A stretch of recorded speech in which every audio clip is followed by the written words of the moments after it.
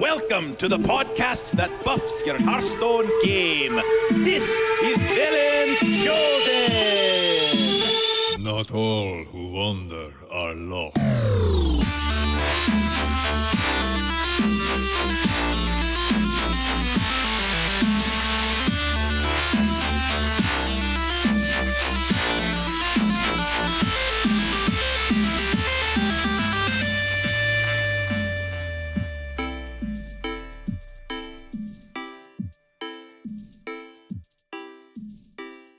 Greetings, visionaries, and welcome to Velen's Chosen. Whether you're a competitive player, an arena specialist, a deck-building visionary, or just like having a bit of fun, we can help you buff your game and achieve your Hearthstone goals. And boy, howdy, I'm hoping this show does not turn into a red-hot dumpster fire because I have been running my mouth like a pilot of a red-hot dumpster fire. So, joining us from the nice western part of the North American continent, we have Eve Martin. Eve, how you doing tonight? Now people are really going to wonder what the heck you're talking about. This is why you guys got to watch us on Twitch when we're live, because all the part before we start recording is like, well, I don't know. Is it gold or is it a dumpster fire? You're going to find out. I just got to keep listening. Teaser. The suspense. Oh, dear. And joining us, very special returning guest. You know him on the Twitter sphere and the streaming sphere as a hunter master. We have Sidisi. Welcome back to the show, man. Hey, thank you. Good to be on. Yeah, I'm excited to talk to you. So, tell us how you've been. Last time you were on the show, it was you, me, and our good buddy Rob May. So now we have Eve. So now you get to you've talked to all the more or less recent Velen's Chosen hosts. So what have you been up to since last we talked? Well, that was like three or four golden hunters ago, I think. Been playing a lot of hunter, trying different things, trying to come up with some new decks, keep things interesting for people who are kind of tired of the same old meta decks. And just been playing a lot of Hearthstone and really kind of enjoying the last couple expansions that have come out. So sure, it's been good. So you said that since we had you on the show, I mean, gosh, I'm sure we can look it up in the archives how long ago it was, but that you weren't streaming previous to us having you on, but you do now, right? Yeah, I do. It's usually maybe once or twice a week. I stream on Wednesday nights and sometimes on the weekend, depending on what's going on. But yeah, it's kind of a small shop stream, but it's a nice little hobby to have. It's hard as a dad legend to do a bigger stream grind than that. So yeah. I kind of just do it when my wife is out of the house with her friends and stuff. So isn't that the dad life though? Like we all kind of have these like little aspirations in the back, like, can I play video games? But if kids are awake or spouse is around, the responsible part tends to kick in and say, nah, I should be a dad now, or nah, I should be a good husband or wife, depending. And I should fulfill those duties and roles and not show that I'm really totally addicted to this hobby. Exactly. Yeah, but I post a lot on Twitter, and I try to update everyone on what I think might be the new hotness. And kind of meta commentary and just generally anything related to Hunter. So if you like Hunter and you want updates, or if you're like hate Hunter and you want to figure out how to beat us, that's me. You probably want to follow me. Yeah. I'm in that camp. Uh-oh. It seems like whenever I really dislike a deck, Grant's like, let's bring somebody on the show. They play this deck really well. I'm like, great. Awesome. So the solution is, Eve, is just recommend somebody who plays the decks you like. Well, here's the thing, and maybe you can understand me. I play Druid these days, shocker, but it's because it's an extremely aggro deck, and one of my worst matchups is Hunter with the poison and the bombs, the rockets, Venomizer and missile launcher. There you go. That's the magic number. So unless I really make my deck worse by putting in silence or single target removal or something, which I hate to do. It's like if they get those two cards and put them together, I can't do anything, which is really upsetting and infuriating. I was playing some Bomb Hunter today actually to kind of test it out some in the new meta, and it definitely was better against Druid than any other Hunter deck available right now. So that was pretty outstanding. It's a board wipe, and it's Well, it how do you makes feel people cry. about Druid? I mean, in the new meta, it's kind of hard to hate on him because We're so it's weak. not too oppressive, you know. I actually liked Druid more when they were a slow ramp deck because I like to play a lot of Death Rattle hunters, and you can kind of swarm them with big Death Rattle minions. So now it's kind of just like I've been playing these slow Oblivitron Mechanical Whelp decks for 2 months, and Druid's like the worst matchup. So I've been getting crushed by him. But You don't want to Yeah. kick so us I when don't we're down. hate it too much though. It doesn't feel that bad to lose to it because I'm usually dead in the first like 5 or 6 turns. So I'll tell you what, like I haven't seen very much Druid at all this month. Granted, I've been playing a smattering of Wild, Arena, and Standard. I've kind of been parsing my attention 3 different ways. But, gosh, the only Druids I've seen this month I played this afternoon when I was playing Sid's deck that we're going to talk about later, and I smoked them because Oblivitron into Necromechanic. Okay, so just in case people's minds are like mine and don't always remember the name of cards, just like what they look like when you play them, what do those cards do? What's the effect that you're talking about that's amazing? Well, Oblivitron is one of the new legendaries from Rise of Shadows. It looks like this vehicle kind of thing, like something almost like a meat wagon, kind of, but cooler. And it's more of a tank. Yeah. like a tank, yeah. And basically, what it does, Death Rattle, it basically pulls one of your Death Rattle minions out of your hand and triggers its Death Rattle at the same time. So it pulls it and then it triggers it. So if it So pulls when out, it dies, it pulls the death rattle out and triggers its death rattle. yes. So Okay. it's like all the value. But when you have that on the field, people get scared of it because they don't know what's in your hand. And then you put out a Necromechanic and you do it. All of a sudden, you have a board full of mechanical whelps and 7/7 mechanical huge dragon things. And in the case I did it to a Druid today where they had a pretty decent board, it first pulled out, because it triggers it twice, right? So it first pulled out a Spider Bomb. Spider Bomb triggers, kills thing on board. It blips out another Spider Bomb. It doubles it, triggers it again. And then, and then it did it with Mechanical Whelp. So I had all these minions on the board. And they immediately conceded because I had like 20 some odd stats on the board, and it was ridiculous. Obliteration. Yeah. Yes. That actually reminds me a little bit of that demon card back in the day, which was Death Rattle, pull a random demon out of your hand, and you were like, do they have a Jiraxis or do they have a Void Collar. Ganon? And but this is worse because that would just like pull it out, but this is like pull it out and also trigger Death Rattle. I mean, so the thing is like there's some interesting conditions, and Sid, feel free to jump in here, but there's the conditions on that card is it's got really crappy stats. A 6-cost minion for 3/4 stats is junk, right? But you want it to die, right? Like if it had a huge amount of life, then you wouldn't be able to trigger it unless you like killed it yourself, Warlock style. So you actually want to put it out and have it die. Well, that's why you have Fireworks Tech.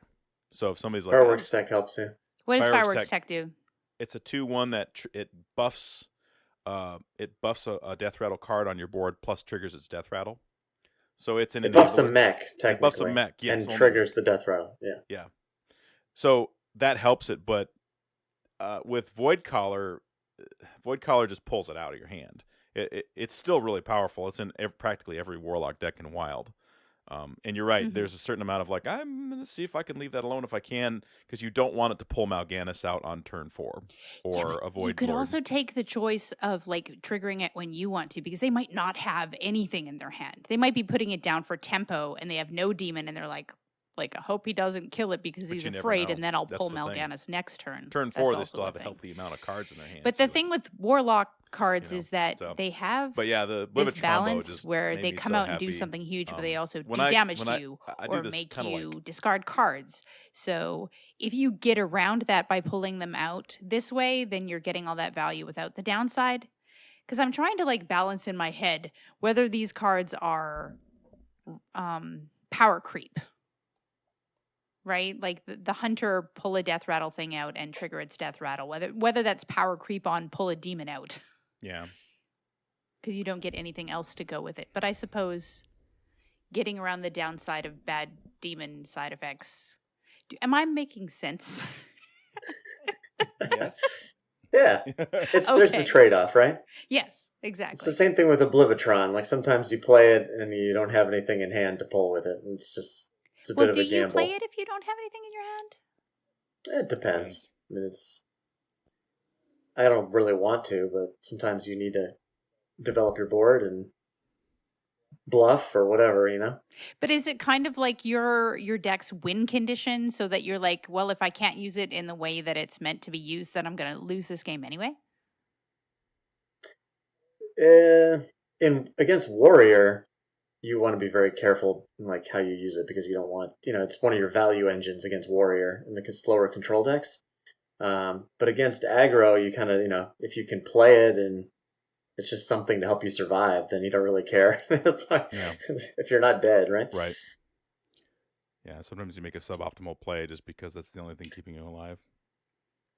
I find But it the very hard to do the deck that. in general is like the slowest hunter deck out there. Mm-hmm. So when the set first came out, and I see SC2 Forever in the chat here on Twitch. When the deck first came out, SC2 and I were trying to come up with a good death rattle list. And the hardest part is just coming up with the best way to survive against aggressive decks. So my theory and what I kind of built out on over 2 months of playing was to put in a secret package. So you have a set of singleton secrets with a couple secret keepers, and then you have subject 9. So you have this flexible kind of anti-aggro set of secrets, and then you can draw them all from your deck with subject 9. And then you have this independent package of mechs that all kind of synergize together. So you have the 2 packages. And I've had a lot of success with it, and I've noticed some other pro players picking it up recently and I know one guy who's taking it to the Las Vegas Masters tour going on today. So Nice. But yeah, it seems to work pretty well. You kind of have a little bit of survivability, more so than some of the other builds with the deck. Right. And some of the cards, like the mech package specifically, like Ursatron, draws you a mech from your deck when it dies as its death rattle. Mm-hmm. And you don't necessarily want to have 10 different mechs for that. You can, if you have a specific set of mechs, you can draw some pretty sweet cards like Ziliax and Mechanical Whelp and Oblivitron. So, and then not to mention 9 lives, the hunter spell that lets you play I guess you trigger a death rattle for a death rattle that's died in the game, and you get a copy of the card in your hand. If you have a bunch of junky death rattles, then you don't really get a benefit from 9 lives. So my version of the deck only has good death rattles in it. So yeah, that's it's greedy. Well, since we're here, what do you think of this, guys? We'll just talk about the list because we already kind of have talked about it. Talk about how to play it, like matchups and stuff like that, and then we can kind of transition to what Hunter is looking like in the meta, what's affected it, what's allowed certain things to make it So I have prominent. a question which might go into that. Sure. If you have subject 9, then you have a bunch of secrets. Do you feel that, like, if you don't pull subject 9, then that really weakens your deck having a whole bunch of secrets in it? Because I remember from, like, back in Secret Paladin days, the problem with having the Secret Paladin was you had a whole bunch of secrets in your deck. And if you didn't manage to pull them out and you were just, like, pulling secrets every turn instead of minions and things that you wanted, then that becomes more difficult. Sometimes it can hurt you. I mean, sometimes you'll draw. I'm only running 5 or 6 secrets, But sometimes you can draw all 5 or 6 in a row at the beginning of the game or at the end of the game, and you're just like, well, I might as well just concede now because this is terrible. But some games you have a secret keeper and a secret, and you can kind of snowball just secret tempo plan, and they think they're playing Secret Hunter, and then you drop a mechanical whelp on them, and they're like, "Whoa, what's happening to me?" So it kind of gives you this interesting counterplay where you can pretend you're a different, a faster hunter deck, or maybe they're low mana cost, so maybe you pair a secret with an animal companion or an Ursitron on 5, so it gives you these kind of cheaper cards you can play with your more expensive mechs, which is kind of nice. Yeah. And I will say this Hunter secrets are better than Paladin secrets. Yes, that's true. 1 mana better too. And in this meta, particularly, like Rat Trap is stupid good. Yeah. There's rogues are trying to play 5 or 6 cards a turn, and I even find myself as a druid triggering Rat Trap, and then I'm just like, dump. People forget about it all the time. Yeah, you get greedy, and then you get punished. Well, let's get into Sid, would you mind reading the list? Because it's your list, and read it down. Talk about a couple things why you included in there, anything that's interesting, point of interest, and then we can talk about like mulligans and stuff like that. So here we go. We're getting into this is Sidisi's official mech death rattle list, Secret Mechs. So this is updated post buffs. So I had to make some subs on my list that I made top 250 legend with. So I'm still kind of tinkering with this, but for now it seems to be pretty suitable. So we have 2 Secret Keepers as the only 1-drops. In the 2-drop spot, we have an Explosive Trap, a Freezing Trap, a Rat Trap, a Snake Trap, and a Snipe. Those are the 5 secrets I'm running. And then I have 2 Fireworks techs. So those are all the 2-drops. For 3s, we have 2 Animal Companions, 2 9 Lives, 2 Spider Bombs, 2 Ursatrons, and a Snip Snap. 4-drops, Houndmaster Shaw, 2 Mark Shot, and 1 Necromechanic. Necromechanic is sweet. You could run 2 of those, so maybe I'll get into replacements here in a second. But 5s, I'm running a Rotten Apple Bomb, Subject 9, and Ziliax. And 6s, 2 Mechanical Whelps, an Oblivitron, and 1 Unleash the Beast. And then the last card is Zul'jin at 10 mana. Awesome. So what's my general kind of vanilla mulligan here? I always keep Secret Keeper and Ursitron. Ursitron is really good at helping you keep your hand full, and it's just a really good body to trade with and magnetize other mechs onto. So I like those. Depending on the matchup, different secrets are good.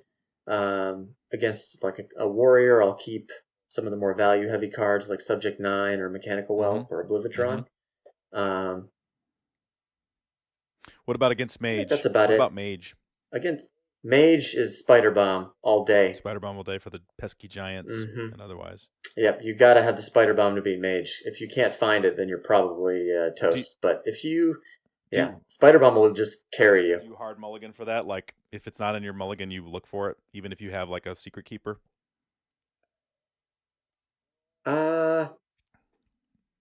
Probably depends on my mood, honestly.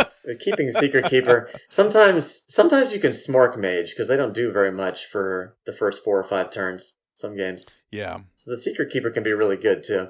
Yeah. So Warrior, you want to value-centric cards. What about when you face another Hunter? Because Hunter, you don't know what you're going to get. You know what I mean? Like, it usually could be Beast, it could be Death Rattle, Mechs, who knows? I have a sort of a phobia that I'm going to toss a cheap card versus aggro and get back a 6 or 10 drop or something. So I tend to kind of hold on to the cheaper cards where I know I'm playing an aggro opponent. So, heal cards are good against Hunter, so sometimes I'll keep Ziliax or Rotten Apple Bomb on the coin against Hunter.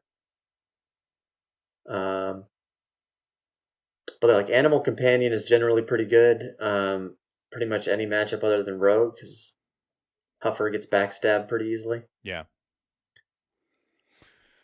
Okay. Well, let's see here. Rogues always yeah. have backstab. Well, and anymore, what's the Always. what's this card that once I played a bunch of rogues that had this today.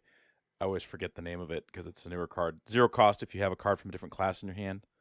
What Vendetta. Vendetta just Vendetta plus a million other things, which is why Rat Trap is real nice. Yeah, my favorite is when they blink Fox and then Vendetta my 3-drop. And I'm like, well, okay, Yeah. cool. Yeah. That feels kind of bad. So this deck is what kind of a meta is this deck really favored in? Slow meta. Slow meta. Okay, I mean, So it was really good at the beginning of the expansion, particularly when Control Shaman was more of a thing, because people were all into Bomb Warrior, and there were a lot of Control Shamans going around. So you play a lot of big mechanical dragons and just kind of wave after wave of them with 9 lives, and you kind of spread out your threats a little bit, and they just don't run enough removal with. Like Warriors running 2 Brawl and 2 Warpath, they don't run enough removal to handle all the boards you can make. So you just kind of repeatedly make a board, and then eventually you play Zul'jin, and Zul'jin plays 9 lives again, and Animal Companions and Wyverns, and it's pretty nuts. So you can build a really nasty Zul'jin with this deck. Yeah, that's one of the things I've flat out flipped games in my favor with Zul'jin, like, or at least had a fighting chance once I dropped him. So I like Zul'jin because he does a big thing when he comes out, but then he's not like a continuously unfair after that point. Right. He's just like a big, flashy, look at all the things I just did, and then gives you a chance to be like, what you gonna do? Instead of you knowing for the rest of the game, he's gonna continue to throw things at your face. So I like Zul'jin. I think he's well made, well balanced. Yeah, I think most people would agree with you.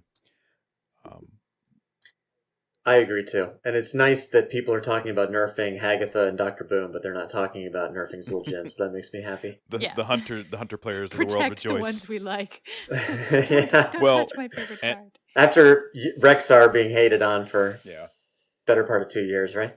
You know, and the thing is Rexar has not gotten any less stronger. Like in Wild, it's still a fantastic card. It's so good. Well, remember when we all fought to make him this stupid good? When we were all like, you're not going to keep adding beasts to his library? That's just horrible. Come on.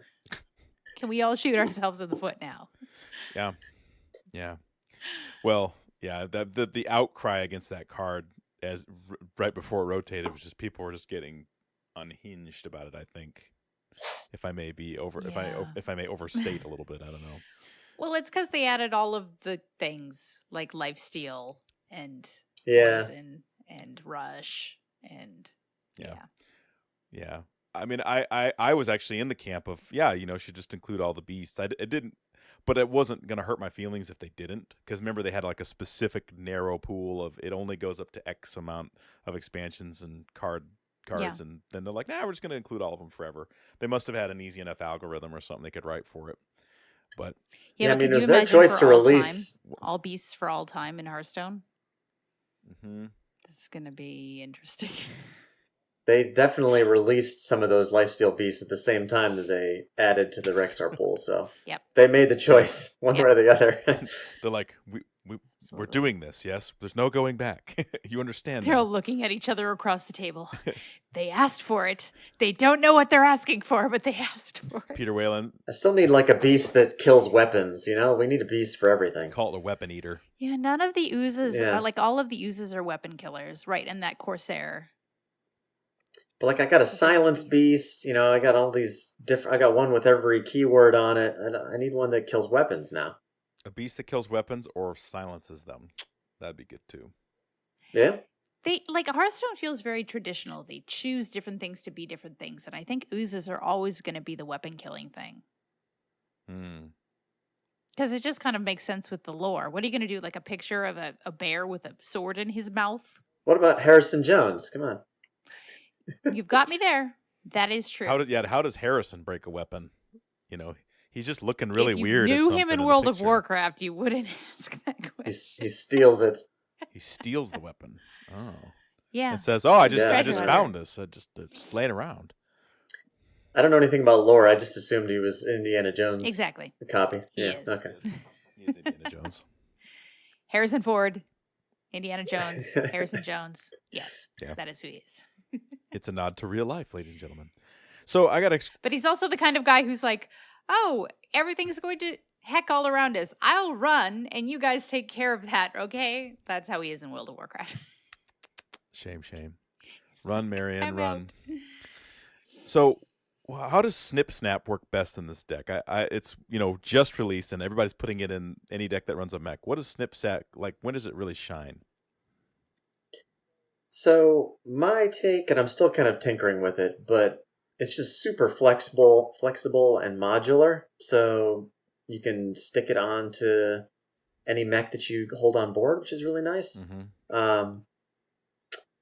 It's something you can burst for 6 damage. If you stick something, so more burst damage is nice.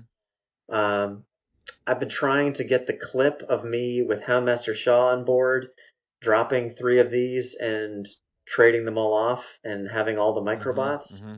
So that would be like 6 damage from microbots and 6 damage from Snip Snaps, so like 12 rush burst damage. Haven't quite pulled that one off yet. It doesn't synergize with 9 lives very well, Right. so Right. ideally you don't really want it mucking up your 9 lives pool, so I think it's better to magnetize it onto stuff. Yeah.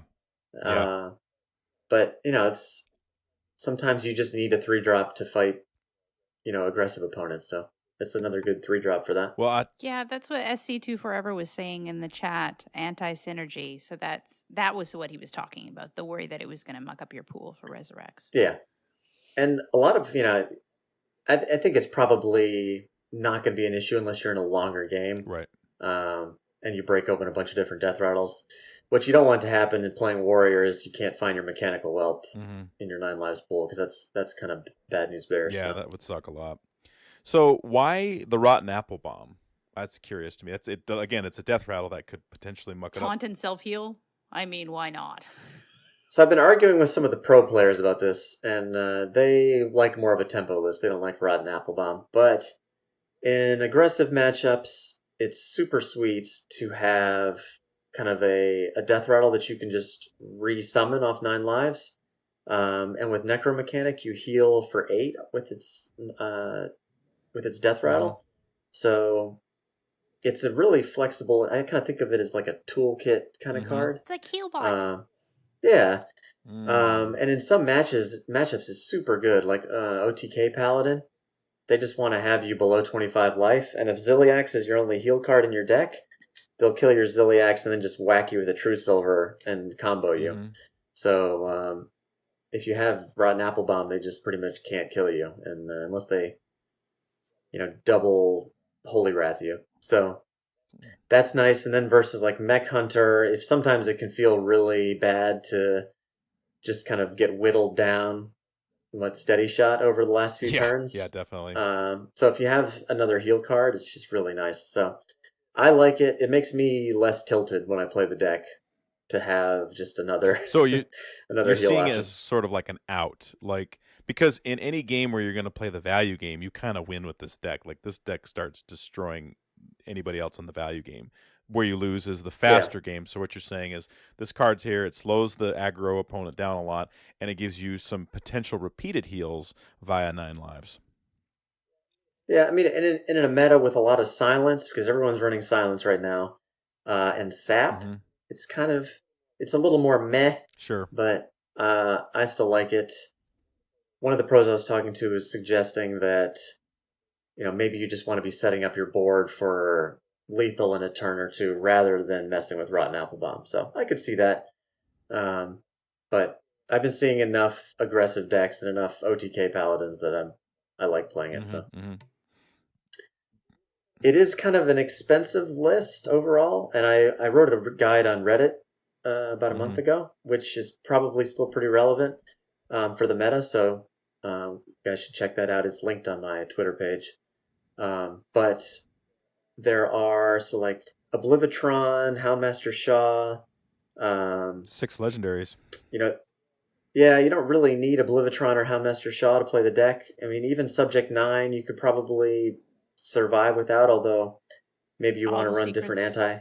Yeah, maybe you want to run a different anti-aggro package if you don't have Subject 9. But you could easily replace Shaw or Oblivion with another Necro mechanic, or Archmage Vargoth is pretty good in this deck too. Oh yeah. Oh yeah. Um, so you can get double animal companions, or you could put a deadly shot in if you have Vargoth, and Yeah, then you for can't 7 mana cast you secrets kill. twice though. Yeah, that's true. But you can get wyverns, deadly shots, mark shots, animal companions. Um, so yeah, it could be pretty good So quick. as a sub. I don't run it in my main list. So But if I run Vargoth in this deck, I've never thought of this, so I'm asking somebody who's probably done this before. If I run Vargoth in this deck, and let's say it triggers two animal companions, I play it once Vargoth casts it again for me. Does that add to the Zul'jin pool? no, I don't think Doesn't. so. No, because Vargoth casted it. I didn't cast it. Oh, okay, got it. That's kind of what I was wondering. So why only one Unleash the Beast? Just because there's too many 6 drops. Got it. And it feels bad to start a game with 4 6 drops in your hand. And honestly, I mean, it's Unleash the Beast is super good, but usually on 6 we want to play one of the 3 6-drop mechs. So you don't want to get to turn 6 and have like 3 choices on what you want to play. I think usually it's nice to have the wyverns back off of Zul'jin, so it's definitely good to have one in there. But it's probably not the main game plan. Yeah, that makes sense. Well, and it, what's the spell? Mark Shot can also give it to you. They can suggest it. I've noticed that happened to me quite a few times today when I was playing, and I was like, "Oh, playing a warrior. Yeah, that's what I'm picking. More value." Yeah, Mark Shot is super good for finding more 9 lives and Unleash the Beast for sure. I think Mark. Yeah, I love it. I don't know what people were saying about Mark Shot before the set release, but I think it's kind of a card that is kind of, it wasn't talked much about that I remember, and I could be totally wrong, but it seems like it's just really a great card. Yeah, it's very very flexible, and it works great with Zul'jin. And I was high on it, and I was watching. I don't know if you guys know Death Star, but he's the other. Yeah. He's like the hunter guru, and he was really high on it, like blown away at how good it was. And I think it's performed really well. It's not really an aggressive card, like you pretty much only want to play it in a Zul'jin deck. But so, in the current meta where it's getting a little faster, we're seeing more Druid. What are your thoughts on including Unleash the Hounds? So a lot of people run Unleash the Hounds in other like heavy Death Rattle mech decks, and I think it's a good card. It has minor anti synergy with Zul'jin because you can sometimes fill your board with Hounds and then not get any Wyverns or 9 lives, or animal companions, all that stuff. So that's kind of sad.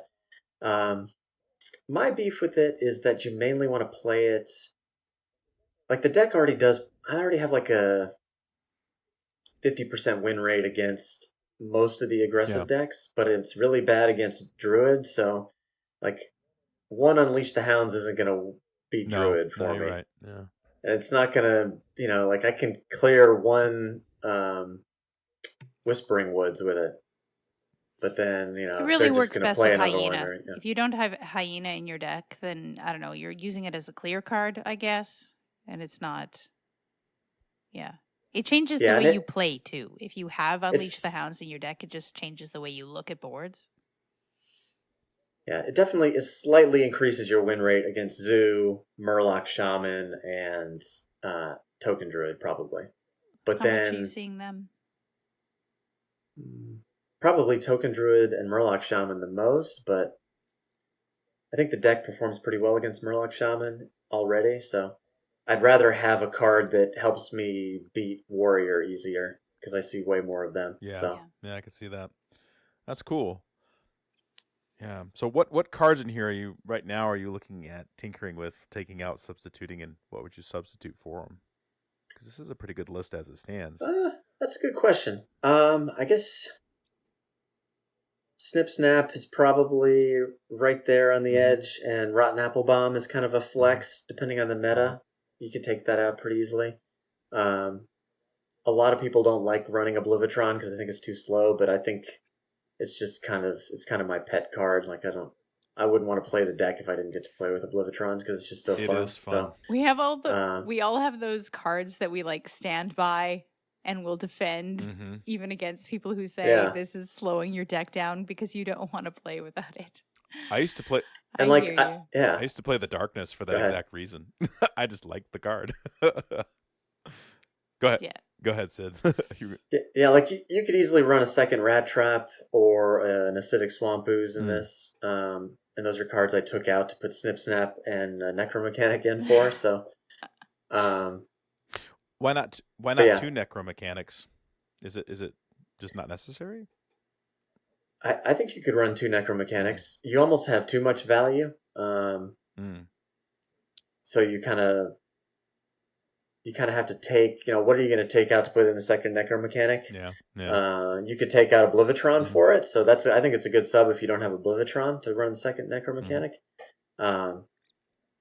But you could run you could take out all the secrets and run. There's a lot of different anti-aggro packages. You could do Rapid Fire and Wild Pyromancers. Mm-hmm. You can do Vicious Scalehides and Dire Frenzy. And then there's like Secret Plan and Unleash the Hounds and a couple other small things. But all of those packages, I don't think do quite as well against aggro. So you're more just kind of all in on beating control with it, and that's about it. Yeah, I'm more of a person. I like a deck that has a little bit more flex, where I feel like I have a standing fighting chance against most decks. You know what I mean? Yeah. That's where I'm standing. Cool. Eve, any questions about this list so far? No. Cool. I've been playing this list today, and I've been enjoying. I've been basically playing a Togwaggle Warlock deck in Wild. Been playing a bomb variations on Bomb Warrior because I got 60 wins left. Got 60 wins to get gold. I don't know if I'll ever get there. It feels like it's just like, what's that Greek? I'm telling you, by the end of the year, Grant. What's that Greek myth where the guy is in Hades and he's meant to push the stone up the hill, but just as he gets it to the crest of the hill, it rolls back down, and he's doomed to do that for an eternity. That's what it feels like. Oh yeah. For getting warrior gold, anything. So I've been playing Sid's list today a lot because I wanted to be able to talk about it intelligently. Secrets of the trade, I guess. And I've been enjoying it. And when I'm doing, I could see very easily how Oblivitron could be your pet card because it just makes fun, ridiculously awesome things happen, and that little bit of elation you get when you've been playing Hearthstone for 5 years is worth it. Just saying. Absolutely. So. Yeah, I've probably played over 500 games with this deck since Rise of Shadows started. Woo! So I'm a little burnt out on it, but I highly recommend it. I was able to play it for that many games without getting sick of it. So now I'm trying to make other things work this month, and I'm kind of just stagnating. But are you kind of like just Hunter all the time? Mostly. I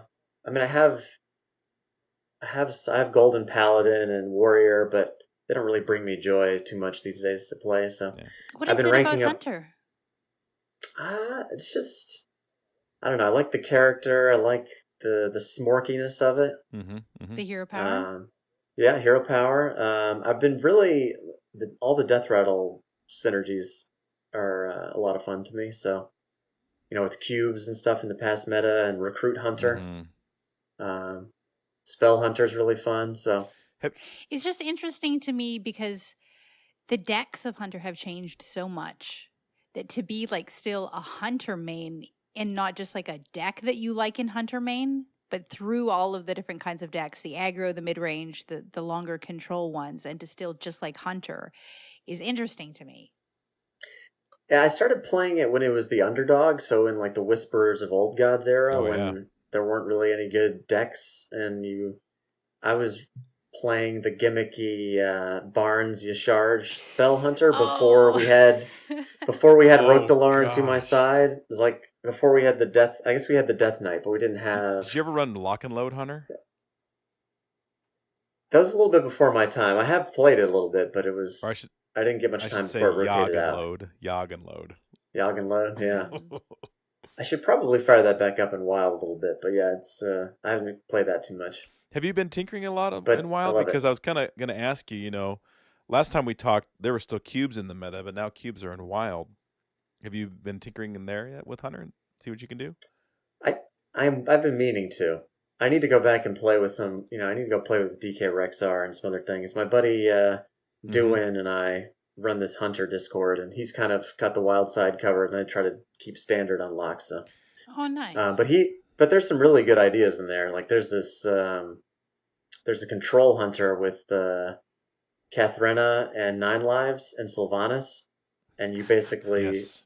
you steal all the big priest minions repeatedly, and then you Make them can cry. Dire Frenzy King Crush into your deck and pull out 3 of them at once and OTK the opponent. It's ridiculously dumb. Yeah. Give them a taste of Uh, their own medicine. I, Yeah, I've yeah, played that's that great. list. That list is stupid. I mean, you're playing it and you're stealing their stuff and you're like, yes, big priest, grovel, cry, beg for mercy. You will not win this game. You have no minions to pull from your pool. Yeah, you get rather vindictive when you play big priest because sometimes I've hit legend with big priest. I'm not a total hater of it, but when you see enough of them and they just can res stuff for days on end, you're just like you get so over it. And so when you can kind of put a big giant monkey wrench in their plans, it just kind of feels good in so many levels. Oh yeah, that's the stuff. Anyways, Vindictive yeah, Grant but I is like. best Grant. It's right. I like specializing though. There's so many things you can do in Mm. Hearthstone. It's kind of nice just to kind of focus on one area, and I don't know. I think that's really cool. I think that you've probably been playing Hunter so long that you have this comfortableness with it that you could see different cards that you can use and how they can synergize with the way Hunter plays. And we need people like that to make the Hunter decks Mm-hmm. because there's kind of like a certain way we've been thinking about Hunter for a long time, which is mainly aggro. Yeah, that's true. And we need to Yeah, show that I'm they trying can to be do that other guy. things. Well, I'm trying to make a Varisa deck work right now. It's not going so hot. well, I think even more importantly than just having specialists in it, but specialists that can communicate like why the deck works, how to play it, and like kind of get the community involved. Because Fibonacci forever was known as the warrior specialist, and Fibonacci would go and hit legend with these warrior lists that were really, really esoteric. And I would look at them and go, how do you play this? And it's just Yeah. like, well, I'm Fibonacci, so I'm just going to play warrior really good. But it was just people weren't even sure if he was a real person for so long. You know what I mean? Like, is he one Yeah. guy or is he a group of people? Because he had so many warrior wins. He was over 20,000 wins, and like, well, is that a person? Is that a collective? What is it? But they never heard about how to play these lists well. You'd get little whispers here and there, but so like one thing I appreciate about like Sid and Doing, because they're kind of the hunter gurus, at least that talk to. They're always very clear about this is what you do, this is what you do, write the guide, this is how you play it. So when I approach their decks, I kind of feel like, oh, I know how to drive this car, so it's really important, I think, for the community to have people that are not only doing the good genius work in the background, but then like kind of like, all right, let me hold your hand through how to use this. This is how you fire the weapon. Safety first. It's true, Yeah, I'm trying though. to. With the Yeah. specialists, sometimes they can get wins where no normal person could get wins. Mm-hmm.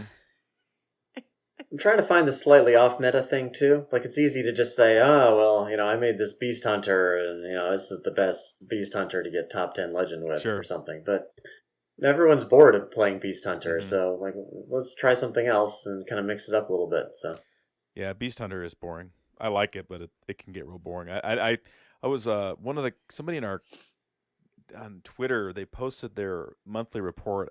One of our podcast friends, and I'm just blanking on his name right now.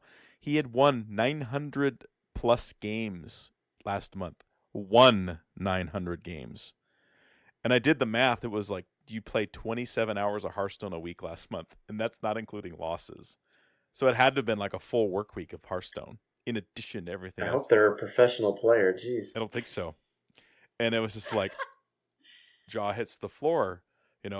That's crazy. But anyways, I digress. So I mean, I'm not much better, but there are a couple like the hunter players that I'm aware of with the most wins just play Beast Hunter exclusively, and they've been doing it for years. I don't know how I don't know how it Yeah. stays interesting for them, but I mean, winning feels more good. power to them. Like, I get that. And when you dream and eat and drink and sleep the same deck, you get like a symbiosis with it, so that Yeah. you don't even need I to can see that. think about which card to play. You just feel it. You just know what works in this situation and what won't. Like, I truly believe that. There were times when I was playing Secret Paladin and I didn't even like think. I just knew this is the angle and you just play this way, and they either have the cards or they don't, and then you win. And if you play enough Hunter, it just gets to the point where subconsciously you know the next line and the next angle to go for. Well, you've done such a large sampling of games that you know what not to do. Probably is even the better choice. Like you just know the mulligan's not a hard think, especially once you get familiar with the meta. You know what not to pick, what not to do, and so you're not going to just auto click into a stupid mistake and go, oh, what did I do that for? You know. A lot of trial and error, to be sure. But I think that's why sometimes it's hard for like people to explain how to play. Because if they played for so long, to just kind of step back and go, why did I do that? Why did I play that card? Just I knew it was the right play. And then to try to explain to someone all of the reasons behind it when you just kind of do it. Sure. That might be where Fibonacci is. Well, you know, they say one of the best ways to learn something is to teach it. Like, because you have to walk yourself through the mindset of a learner. And like, I don't know about you guys, have you tried to sit down and teach somebody Hearthstone lately? It's so hard. If you have done it, have you noticed how little patience you have for the breadth of knowledge it takes to actually play a successful game? I didn't realize the vocabulary you have to have. Because I started talking and my husband was like, whoa, whoa, whoa, whoa. What does that mean? You're using words that are not even words. Like, I have no idea what anything you just said meant. The colloquialisms that exist within the card space are... the short terms, the shorthand. Yeah, exactly. Because you're using... No one I know will even let me try, so... Yeah. Dang. That sucks. I don't have any friends that play Hearthstone. Not. You have kids. I have kids. Students or former students. Captive audience. Yeah.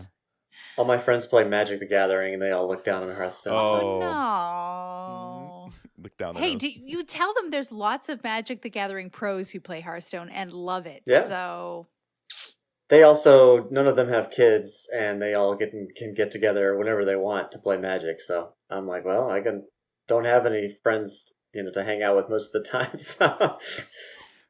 Gotta have a game to play. Yeah. Hearthstone, Magic for dads or parents, I should say.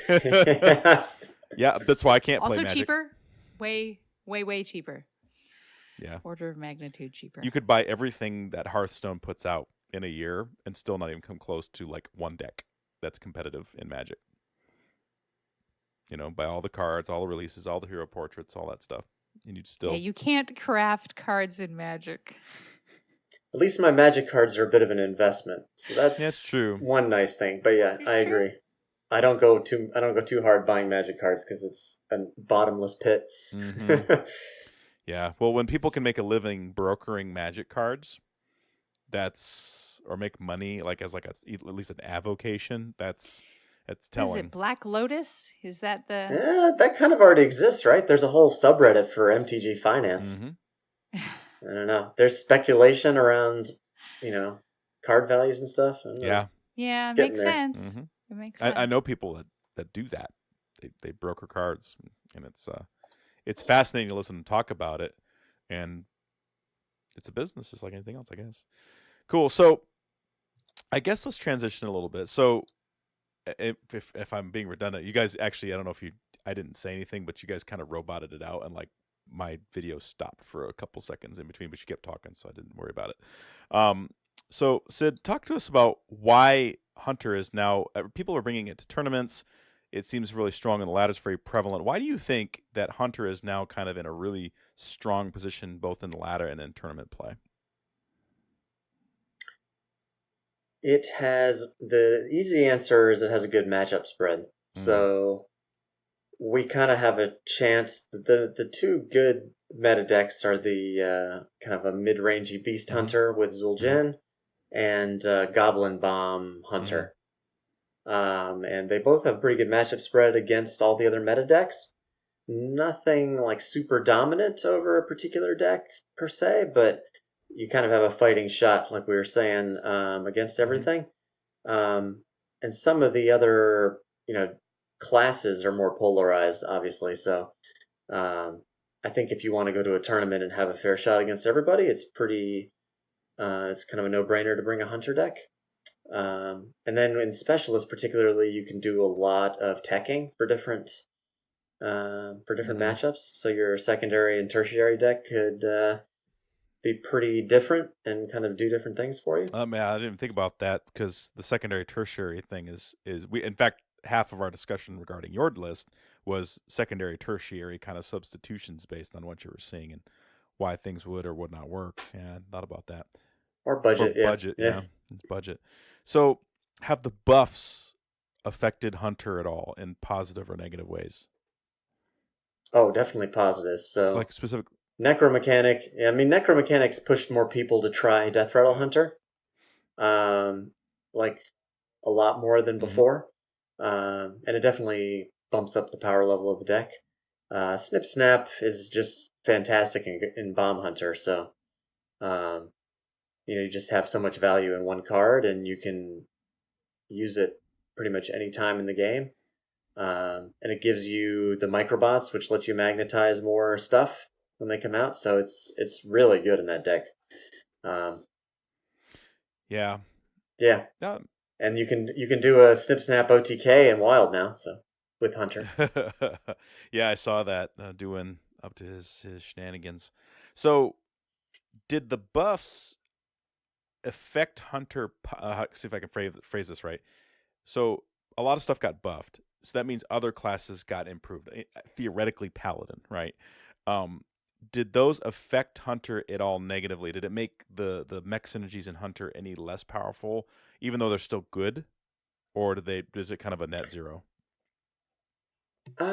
Well, everyone is playing with Snip Snap in mind, so we're in kind of a mech heavy meta, so everyone is bringing more silence and kind of hating on it more than you would normally. So there's that vibe.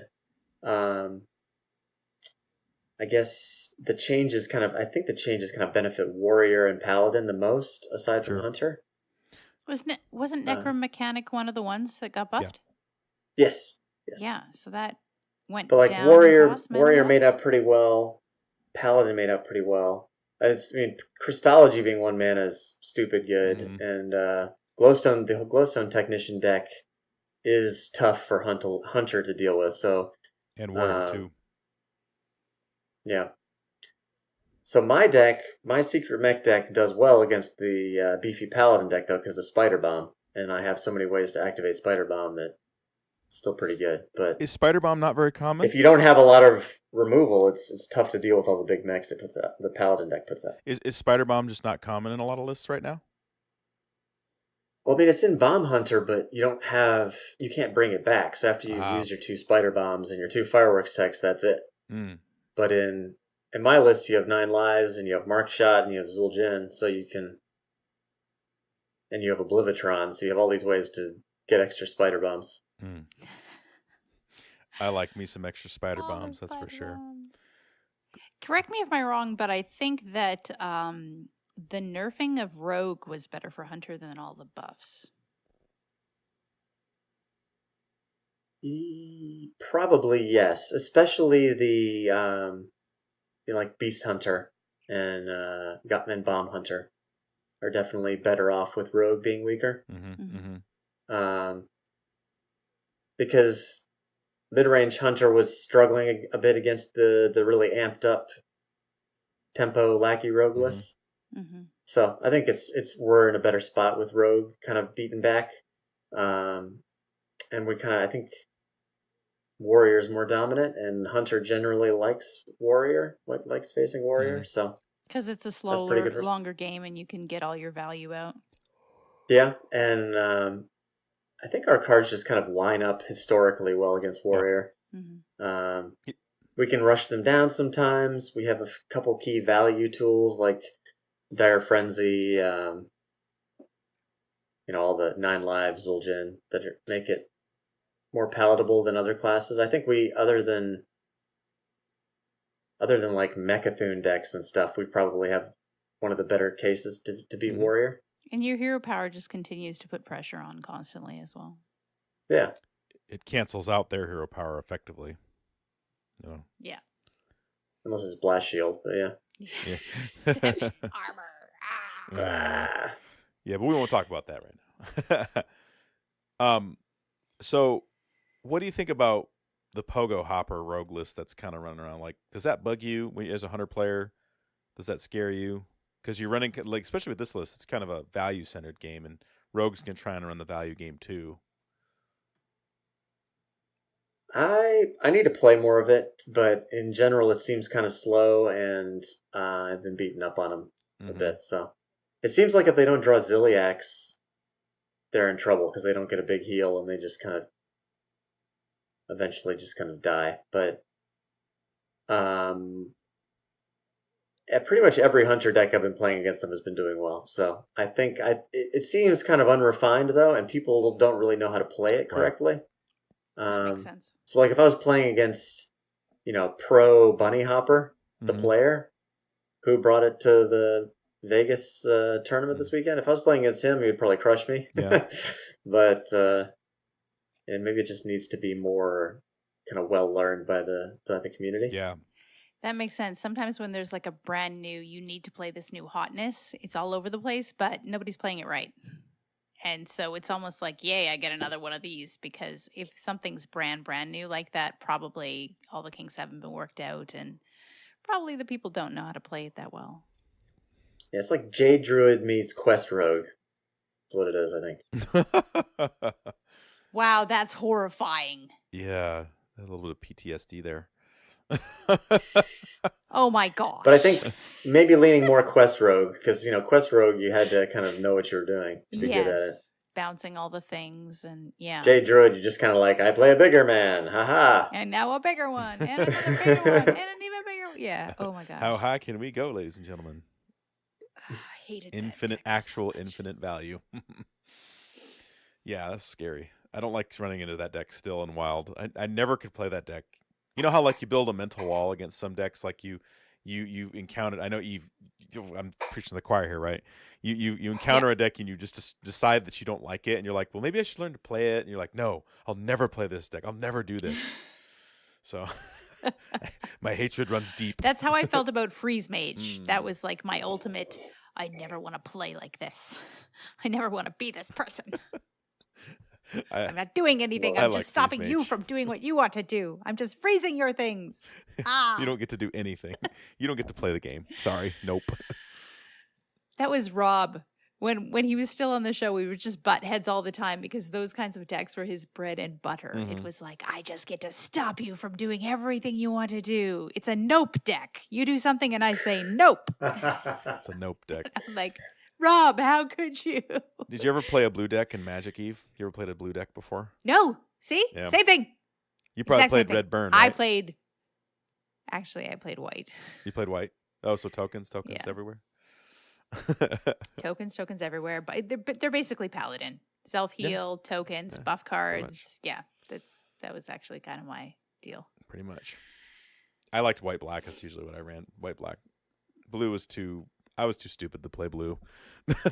Blue is like Miracle Rogue. That's what I think of. They're constantly countering what you want to do. You do something, they're like, actually, you don't. I stop you from doing In that response, thing I play. before you do it. In response, I play. Exactly.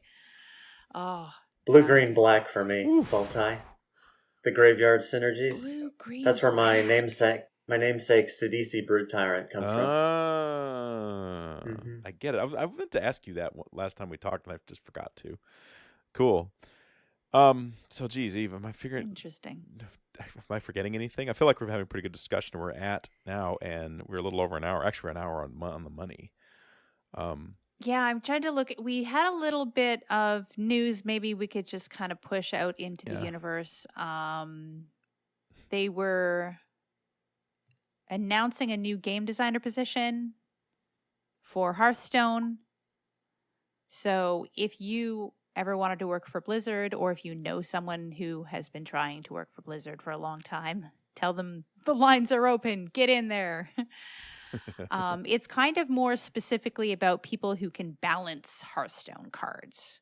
Oof. I won't read the whole spiel, but it is like if you know and can predict how different cards are going to affect the meta. If you've done that before in the past and you've been like looking at the cards and rating them and being like, oh my gosh, this is going to destroy everybody, and you've been right, then you're among the rare few. So go ahead and try and get a job at Blizzard. So they want a clairvoyant, huh?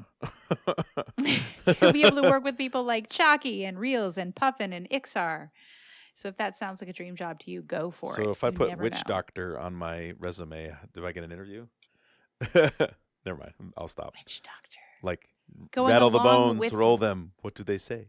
Oh, I thought you were talking about like how that card was actually going to come back into the meta, because nobody saw that coming. Including myself. So no, I wasn't making a comment on a judgment I'd made on a card. I was just like, hey man, I'd like That to was a work really for fun deck Blizzard. to play, I can actually. roll the bones and tell you if the card is good. Eh. And What was it? If you heal yourself, it costs 0. Happy Ghoul? Is it Happy yeah, Ghoul? Happy Ghoul. That card was The Happy people were Ghoul like, nope, deck. and then It's so fun. yeah, you know. I enjoyed that deck.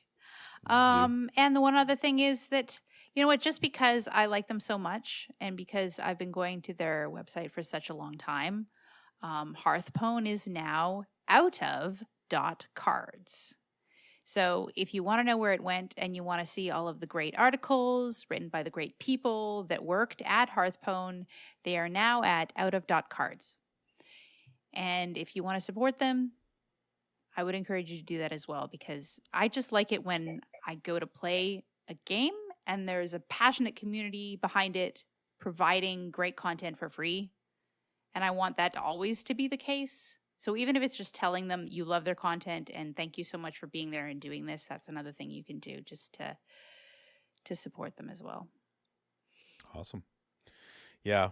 You know, I don't know if you guys have noticed this, but like now Hearthstone's been around 5 years. And people get in ruts when games have been around for long periods of time, I think. They kind of find the camps that they're comfortable in, whether it's a show like ours or a website that they visit or shoot Twitch streamers that they watch. And I would encourage just people out there who consume content to do a couple things. Explore, find new content creators, people that you can like check out their stuff. I find new websites on a fairly regular basis of, you know, people who are posting good meta decks, heck, just Reddit feeds sometimes, you know, as long as they're not too toxic. And then support those people, because content creation takes time, and it seems to be the one thing that we tend to have less of as time wears by, oddly enough. You know, the older you get, the more you have to do, and the less time you have for quote-unquote children's card games. I would like that meme to die I know it's not a children's card in game. a fire. Big giant, you know, finger quotes here. I move laterally. Like if my friends tell me something, then I go, okay, I'll check that out. Or if somebody I already follow pimps something, then I check that out. So that's where I get my new stuff that I follow. So if you like you need something, a referral, share it with your friends and share it with me, because I would like to find new content creators to follow. And it always makes me think about it more if it's someone that I know and I care about. True. Like if a friend says, hey, I think you'll like this, it means a lot more than if I just like randomly see an ad for it. And if you know somebody, like, I mean, heck, like on our show, if you know like a good content creator, let us know. I'm always interested in getting people on that are new. We've had some people on the show that were not terribly well known when we had them on the show the first time, and then after the show, Sid's raising his hand. Sidisi. And then they get more well known because it just gives them a little bit of oomph into the space more, where more people just know your name. Because if you're good, right? It's a crying shame in my mind if somebody's good and just nobody knows about it. You know, Need more exposure. give them. Sidisi, is there anyone besides yourself that you would like to shout out to? There's a guy in chat right now who'd be really good. Who's and that? that would be SC2 SC2 Forever? Oh yeah, Yeah. SC2. Yeah, I've been pestering him about playing an 80 gold quest with me for the last week, but he's always doing something He's a SC2 pretty much much Forever, more you're hilarious. well-rounded player than I am. Oh my gosh. He'd be great, yeah. It's okay for you to know children, SC2 Forever. You maybe have nieces and nephews? Mm. He was saying he doesn't know any kids who play this game. I don't either. All of the people that I know who play it are adults, unless I'm going to be like super old and call the 20-year-olds children. Some of the people who friend me in game and say some mean things to me, some of them might be like teenagers. I We don't know. hope, right? Like that's the excuse we give them for being so toxic is they're probably 13. Well, Because if they were like 40, that would just be truly sad. Right? yeah, well, they're just playing a game of Hearthstone casually while they wait for their Fortnite round to load up, to queue up. That's what that is. So. Okay, so it's not There we that go. you don't know children, it's that you don't know children who play the game. Okay, SC2 Forever. Thank you for clearing that up. Well, to be honest, there is a certain amount of I can see why kids don't play it though. Compared to what you could be playing for video games, in terms of like the ooh, the ah, the boom, the bam, the graphics, the movement, the storyline, Hearthstone is You know very what stationary compared to what a lot of kids are playing. My kids played Minecraft for like 5 years, and that doesn't have oohs and ahs and glitter. It doesn't, but it has the creative aspect, like playing with Legos. But that's the thing. Like, if you've got a good hook, that's all it needs. It doesn't need, like, for kids, the super realism and the is so beautiful doesn't even make any difference to them in the games that they play. Like, one of my kids' favorite games to play is Roblox, if you guys I know know anything Roblox, about that, and Terraria, or Terraria. Terraria. Maybe I'm saying that wrong. The 2-bit Yeah, thing. so, yeah, very not impressive visually, but the depth of the game is what gets them into it. And then when my kids try and tell me how to play Terraria, I'm like, oh, wow, there's just so much. So I think they could get into Hearthstone. I think the problem is if they got into it when it first came out and everyone was learning together and we were all figuring out what Hearthstone was, it would have been okay. But when you come in and you feel like you're so behind because there's so many cards and there's like an established meta and you have to go from there, I think that's kind of more intimidating. And then you need to have somebody who can teach you, because just trying to figure it out on your own by picking up the mobile game or picking up the game on your computer and just trying to figure it out, they haven't really gotten that great with the tutorial yet. Yeah, you really need a sensei for that. Somebody to go alongside you. Need a coach. Need a coach. And they could borrow your decks in the game too. Yes. So Yeah. that's pretty sweet. That's something I forget about all the time. Like, hey, why don't you play? You can use my decks. It's cool. That's the problem, though. That's actually almost like it's definitely a double-edged sword. You can use my deck. You won't know how to use it, though. Yeah, but you could teach them how. Yeah. Like, that's the best way to coach. If you don't have all these cards and you don't have this deck like already made, I'll give it to you and then walk you through it. While you're playing them. Yeah. I guess you'd have to be on comms. Now that You you had can fun with all the spectate good cards, go back to your basic set. Feel and bad. good luck. Now that I've given Well, you. Grant and I used to share his golden whiz bang. Yeah. Yeah. Because it's just fun to have all gold cards. It is fun to have all the shinies, I won't lie. Although, every time I play a deck with all the shinies, I'm glad I don't use all my dust on all the shinies because I like having all the cards instead. So, but the 3,200 on a golden whiz bag was kind of worth it. So, anyways, well, I still can't fully guild my Secret Mech deck. I'm like 3 epics away, and it's so much dust. Sorry. Because a golden epic to you're craft so is 1,600, close. right? Yeah. And then you get a golden coin. Yeah. That's right. When Which your is whole just deck like is golden, you the get ultimate the golden flex. coin. I have limits on my dusting. I can't just like dust Sure. everything. I keep all the viable cards that I have for their classes. Yeah, I go back into Wild every once in a while and go, is there anything that I can... No, I've already been in here. I've already cleaned up all the dust. There's nothing left of mine. I'm slowly like rebuilding a couple of the wild cards that I foolishly dusted years and years ago before Wild was even a format. Like I dusted my Baron Rivendare, and I regret that Well, now. that I mean, I can it's see that. justifiable, right? But I think about all the cool stuff that you can do with it now, with all the Death Rattle synergies that exist and cubes and all that stuff. And it's like, kind of wish I had Baron Rivendare. Maybe I'll just craft that I one don't again. want to tell you how many times I dusted and then crafted and then dusted and then crafted again that purple worm. Oh, Corridor Creeper. Yes. I dusted him. I couldn't bring myself to recraft it after it got Right. nerfed, and I just never played Odd Paladin after that. Well, I dusted mine when I got full value, and then I recrafted them again when I saw that it's still good and wild, and I just kept them after that. I'm like, okay, this card is good for a tokeny deck. It works. I'm not gonna put two more thoughts about it. I'm a compulsive duster. You know this about me. Yep. I've dusted entire druid archetypes. All things druid are now in the dust pile. All the druid cards. I remember when you did that the first time, Rob and I were like, you what? You're like, I dusted all my druid cards. We're like, why? Don't you ever want to play it? Because I wanted a legendary. You wanted, and then and then you got into like the one of the leagues, and then you were like, I gotta play druid. I don't have druid cards. I know. They were like, you have to play a deck from every class. And it's like, wait. What druid decks are there with barely any druid cards in them? And you just have that Just horrific neutral. dawning, like, what have I done? And that was back in the day when like all of the really expensive cards were absolutely necessary to play a druid deck. Yep. Like the DK and the Ultimate Corruption. What was it? Ultimate Infestation. UI? Infestation. Infestation. Ultimate Infestation. Yeah, UI. Card has never been touched. Yeah. Still good. I dust all my priest cards. I really hate priests. Sorry. Oh, really? How far Yeah, I how far can't. does it stem back? Like what is the first Whip. priest deck that you saw that you were like burn it with fire? Mostly the Barnes shenanigans, but I just don't But like you the did whole that in theme of the. Hunter. Yeah, I know. I'm a little bit of a hypocrite, but I don't like the general vibe they have. Like they steal all your stuff. Wow. They resurrect really annoying things.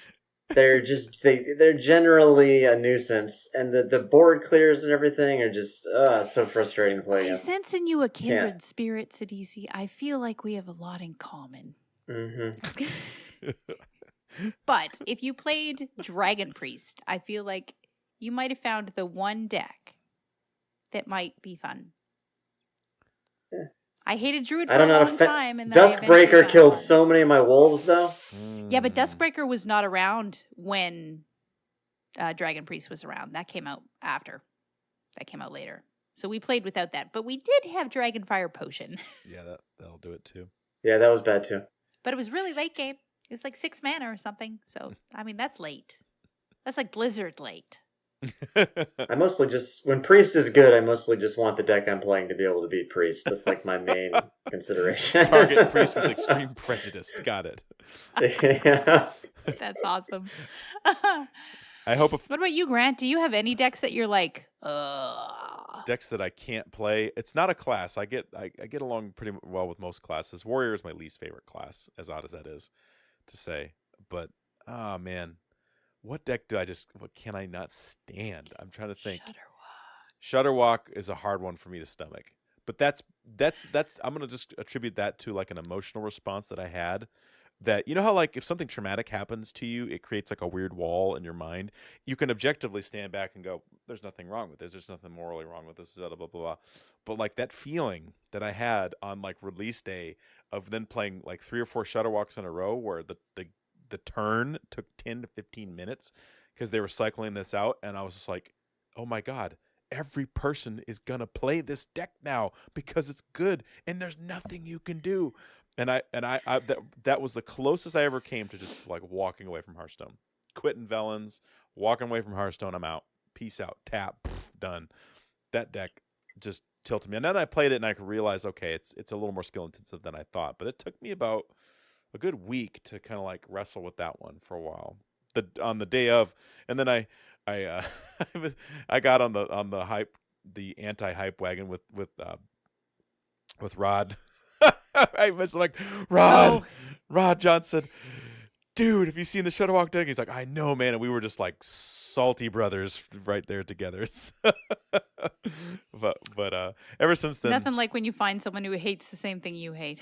yeah, I get a little bit salty with Big Priest and Wild sometimes because the res effects are just too easy. I think that some of those cards need to be nerfed, but not too bad. Not because I have a little bit of an affinity for the deck because I did well with it one month.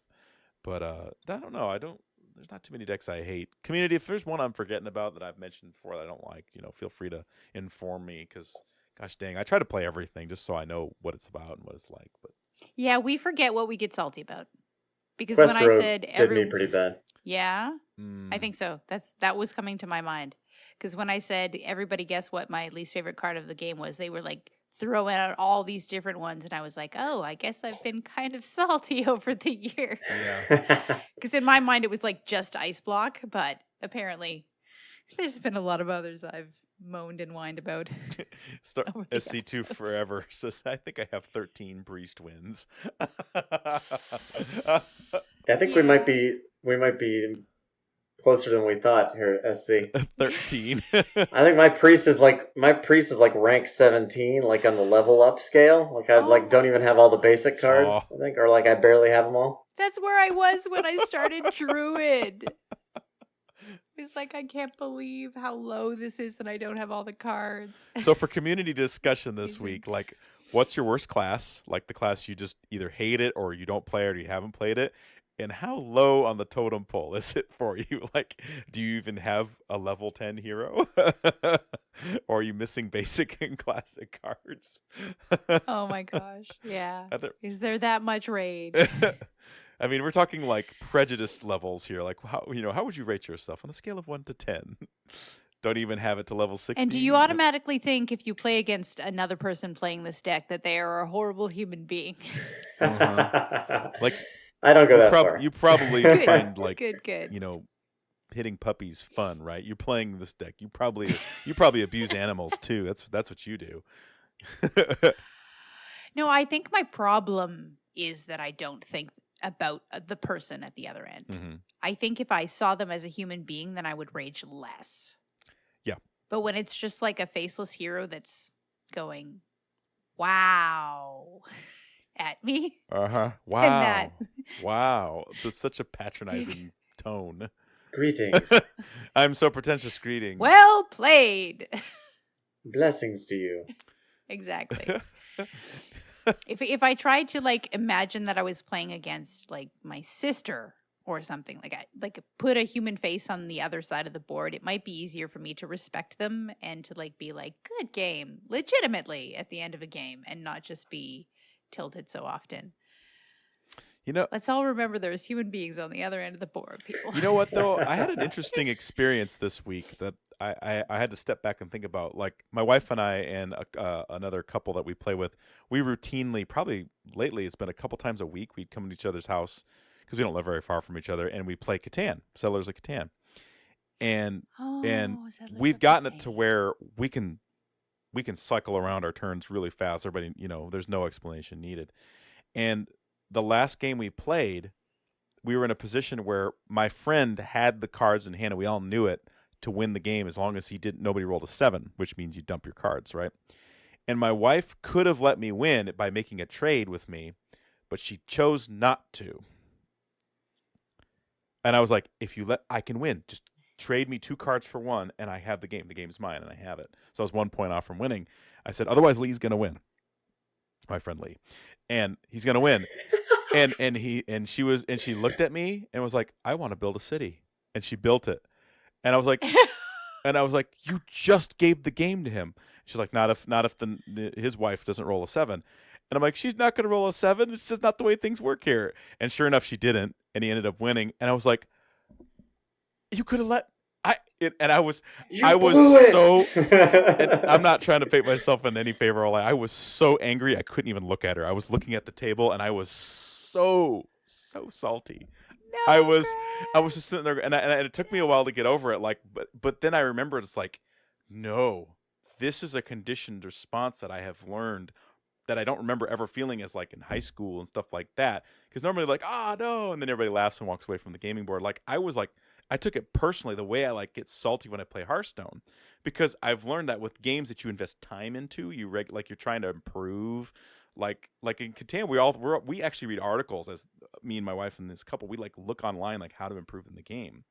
It's a board game, Oh my tabletop game. goodness. We look on like strategies and stuff like that. So, and we actually started keeping stats. Like a friend of mine keeps a spreadsheet on like percentage of rolls. I mean, we're deep into it. Oh You wow. guys are nuts. I didn't know Catan had these levels of play. Yeah. like we want to see if like the percentages like shake out. Like allegedly, you have a 21% chance to roll a 7, just based on dice, right? But Looking back, do you think that your wife was like joking and having fun and playing, or she knew she was going to elicit this reaction out of you? I don't know. I truly don't know, because I don't think she was trying to be like trying to cause marital problems. That's definitely not her style. But it was like, why? You could have, because I'm actually the worst player of the four of us. Oh, I'm the worst player. You're like, let I'm me like, win. I'm like, let me have this one thing, just this one thing, and I am statistically the worst player, but I'm always really close to winning. I always get like 8 or 9 points. I'm this close every time, and yet I lose. It's really, knowing all these details, like it just was so salty. But like, I lost my point, my train of thought. But anyways, Well, you were saying you've been conditioned. I've been conditioned. The way you react Hearthstone. in Hearthstone, Because I have is how you reacted to the game. I use language after a Hearthstone game or a lucky draw or like something that I don't use in public or use like even with my friends. Like that like sense of like, I am better than this. I deserve more. I should be doing better than I'm doing now. You start telling yourself these things like, I'm good at this game, so therefore I should have played this way, or this should happen for me, or you shouldn't get lucky, or you shouldn't be able to top deck this or that or then some. But like, so I actually kind of came out in a tabletop game, which I've never had that experience before. So like when I had a chance to win the game, because I'd actually played pretty well, and all it took was my wife to look at them and go, yeah, I'm not going to win anyways, here you go. And so that elicited a response of like, I deserve to win, and I was denied that, and that notion of deserving and stuff like that it's a really scary thing when it comes up, especially when you're just playing a friendly game. We play for fun. We like playing the game. You wouldn't play if it wasn't fun. But I think it's any game that you start taking to new levels, like where it's not just fun, you start taking like, all right, we're going to stat track, and we're going to try and actually get better at this. Yeah. There's a danger there. Yeah, it starts taking it Yeah. to, it starts getting emotional. You get emotionally invested in weird ways that I wasn't ready for. Because when it came out on a tabletop game, I was surprised. I couldn't look up. I had to it took me about 20 minutes to get over it. Like I just had to like kind of cock my head. Breathe. And my wife's like, How competitive are I'm you, pretty, right? yeah, I'm competitive when I care. Let's put it that way. Otherwise, like, I'm just a giant Timmy. I was like, let's just have fun. Who cares? There's so much RNG in Catan, though. Like, you might not get your rolls for the right resources, and like you just be screwed for turn after turn because you didn't roll the right one. Like, it just seems so hard to have a strategy. Yeah. Well, that's probably why there's so much stat tracking, because then they're eking out every single advantage they can possibly get. Well, because there's I so see that. much RNG. my friend Lee, he has the most wins of all of us, and he said he looked at the data. He says I don't win based on rolls, and we're like, what? He says no, based on the data. He says I win based on trades. So he says I'm just really good at trading. That is the thing you can control. And I was like, dang, that's kind of next level. But I guess this isn't a Catan show, even though. And now you never trade with him. It's like, I'm not trading with you Knowing that, anymore. it's like, Now I know how money. you win. No, your trades will hurt you. You really want that rock, you're going to pay for it. So That's right. Anyways, it's probably about time to wrap up the show now that we've kind of went down the rabbit trail a little bit. Yeah, we're about our usual hour and a half. Sidisi, thank you so much for giving us your Friday night to come and hang with us and talk about Hunter and Hearthstone, and I guess a little bit of RNGesus and Catan and the salt that's contained with it. Anytime. Thanks so much for having me. Oh yeah, man, it's great talking to you, picking your brain about Hunter, and I always feel like I learn something every time you come on. So that's always joy for me to learn. Where can Thank we you. where Back can we at you. find you if we need to get in touch with you in the interwebs? I am Sidisi 767. So like think airplane, snakes on a plane, snake shaman person, SIDISI 767. So that's my handle on Twitch and Twitter. Cool.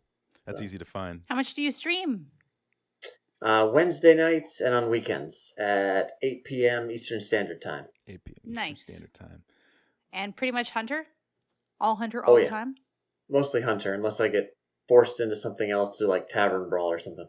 Yeah, but that doesn't count. Have you done all the adventures? Not the Dalaran heist ones. I'm only on the first wing with that so far. I can't decide if I'm going to buy the other ones, honestly. I need to think about it. I haven't finished it yet. If you ever get a dry spell and you're feeling kind of like you need Yeah, something maybe new that. to do.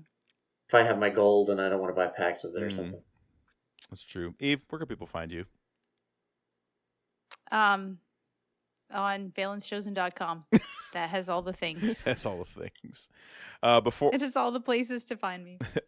Before I forget, big shout out to our primary patron, Jamie S. Pseudoping. We really appreciate you. Thanks for all your support. If you want to support the show, and we could use some support. That's the thing we value here.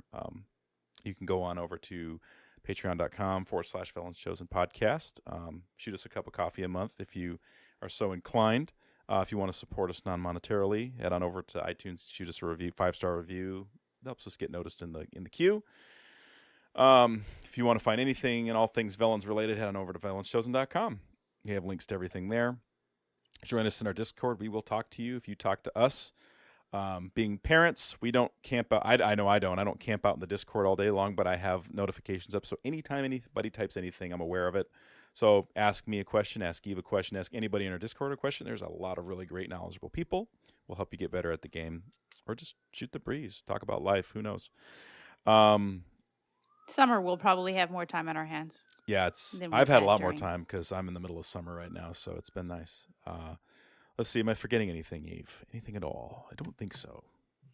Well, I just wanted to say that, like, we've been talking a little bit about it on this show, that if you like different content that you use to kind of surround the games that you play, podcasts you listen to, websites that you go to, I've just been thinking about it this week. Just try and support them. Mhm.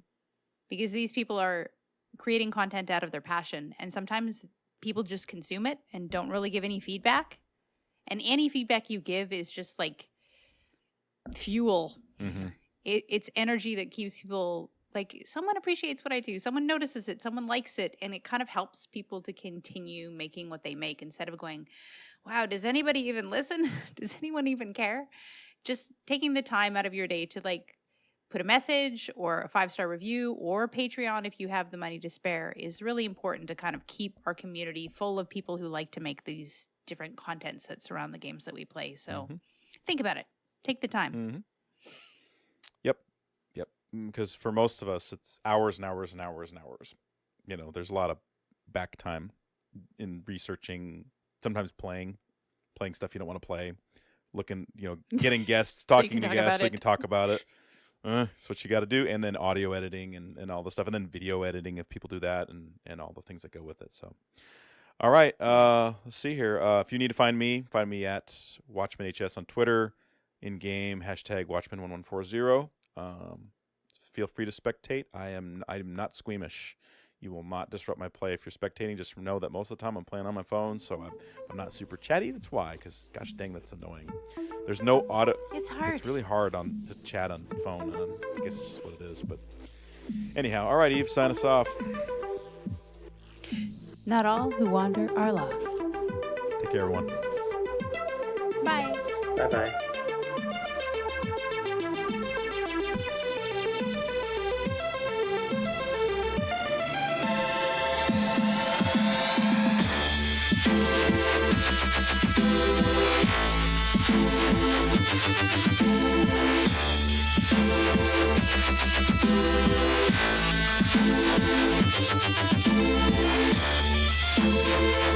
I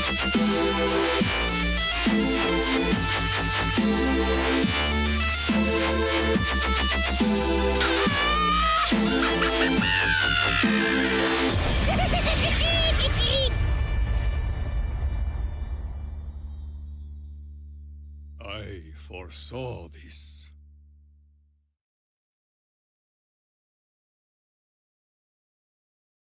Did I miss it?